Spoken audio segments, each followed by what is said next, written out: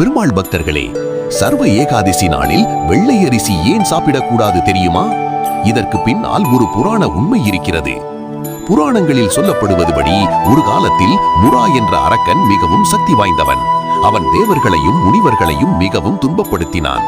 அதனால் அனைத்து தேவர்கள், முனிவர்கள் மற்றும் துறவிகள் தங்களை காப்பாற்ற பகவான் விஷ்ணுவிடம் சென்றனர். அப்போது ஸ்ரீமன் நாராயணன் அவனை அழிக்க யுத்தம் செய்தார். அந்த நேரத்தில் பெருமாளின் திவ்ய சக்தியாக ஏகாதசி தேவி தோன்றினாள். அவள் அந்த அரக்கனை அழித்தாள்.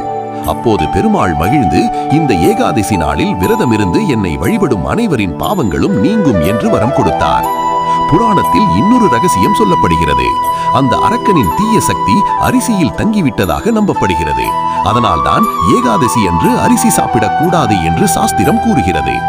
இந்த நாளில் பெருமாளை நினைத்து விரதம் இருக்கவும், விஷ்ணு நாமம் ஜபிக்கவும், விஷ்ணு சகஸ்ரநாமம் அல்லது ஓம் நமோ நாராயணாயா என்று சொல்லவும். அப்படி செய்தால் பாவங்கள் நீங்கி பெருமாளின் அருள் கிடைக்கும் என்று நம்பப்படுகிறது. அதனால் பெருமாள் பக்தர்களே, சர்வ ஏகாதசி அன்று அரிசி தவிர்த்து பெருமாளை வழிபடுங்கள்.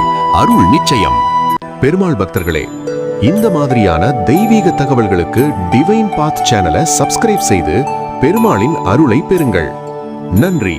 ஸ்ரீமன் நாராயணன் திருவருள் உங்களுக்கு எப்போதும் கிடைக்கட்டும்.